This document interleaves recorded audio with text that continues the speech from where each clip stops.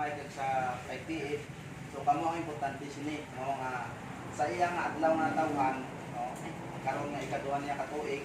So sa inyo nga pag-iya, pag-guide sa iya nga pagdako, nga inyo siya nga mag-iyahan nga manginadlokon sa Dios, no, para nga ang pulong sang Ginoo pagdako niya maintindihan siya nga siya man minadlokon na sa Dios.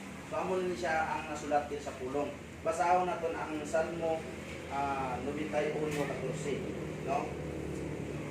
Ang hambal sang pulong tungod kay gipahaluna niya ang iyang gugma kanako, busa ako magaluwas kaniya. Ipahaluna ko siya sa itaas. Tungod kay naila niya ang akong ngalan, kanako magatawag siya ug ako mutubag kaniya. Upanan ko siya diha sa kalisdanan. Akong luwason siya ug akong pagapasidunggan siya. Akong pagatagbawon siya sa kataas nga kinabuhi ug akong ipakita kaniya ang akong kaluwasan. So pinaagi sa inyong mga ginikanan, kung makaintindi niyo siya, mapadako niyo siya nga manginadlokon sa Dios, so amo ni siya ang saad sang Ginoo sa iya. So amo na ni siya nga ang proverbio aton nga basahon liwat, no, ang proverbio 9:11. Ang hambal naman sang pulong isa ni siya ka promisa naman sang Ginoo sa iya. So basahon naton ang proverbio 9:11. Ang iyang gihambal, kay pinaagi kanako ang imong mga adlaw pagapilo-piloon ug ang mga tuig sa imong kinabuhi padaghanon. So isa ni siya nga saad sang Ginoo nga kung ari nga bata ni siya magiyahan sang iya nga ginikanan nga pagdako niya siya magmahinadlokon sa Dios. So amo ni siya ang saad sang Ginoo sa iya, no? Pagapilo-piloon ang iya nga adlaw nga natawhan, no? So pagatagbawon siya sa taas nga kinabuhi. So amo ni siya ang pulong sang Ginoo. So buhaton na nato na ang ginatawag nga pagdihog sa iya, no? Aton basahon ang Hebreo 1:9.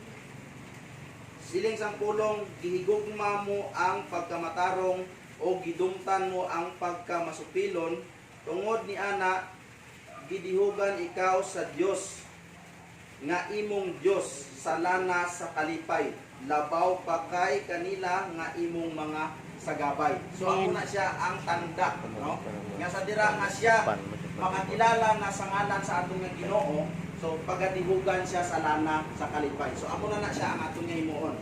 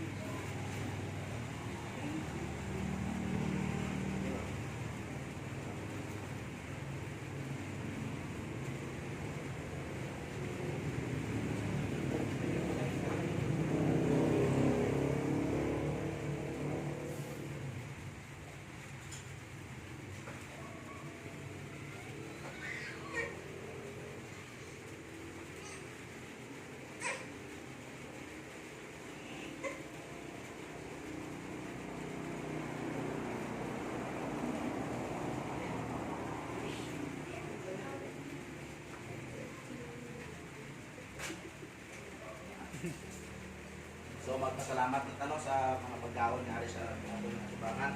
So ginahangyo ko ang tanan nga salamat sa Ginoo sa ginhatag nga grasya alang sa ating lawas, no. So ang tanan akong ginahangyo ko na mahulog mga pasalamatan. Sa ngalan sa Amahan, sa Anak sa Diyos Espiritu Santo. Amahan ang mong ibalaan sa ngalan ni Jesus. Ika puno naman ayay mo mga katawan karon Lord. Tambong Amahan sa tubangan sa mga pagkaon ng maghatag sa among sa adlaw. Kami Amahan nagapasalamat Amahan isip Amahan sa pagsaulog sa adlaw na tawhan sa anak sa among Igsoon Amahan na si Isya Amahan na sa di naman siya karon naman ihatagan nimo naman sa ikaduha nga tuig sa iya nga adlaw nga tawhan karon Amahan. Kag kami nagahangyo sa imo Lord nga pinaagi sa iyang mga ginikanan igiyang po sa Amahan na mapadako kita Amahan na maginagdukon ka sa imo Amahan. Kag ang tanan Lord sa mga blessing karon nga ari sa mga subangan sa mga pagkaon. Kami naghahangyo sa imong Lord na ikaw ang tamang na sa pagpadaan ng bendisyon sa inyo. Nasa amon yung pagkaon makahatag sa kaligong kalagsik sa akong lawas talaga espiritu mabuhi. Kami man naghahangyo sa imong mga nga pag-abugan mo sa tanang kautang espiritu. Nasa amon yung pagkaon matalikon o makaraskog sa akong lawas talaga espiritu mabuhi. Ang tanang-tanan Lord nga imong ginahatag sa amon sa mga tagtaw. Labi na kita mga milagro nga among nadawat.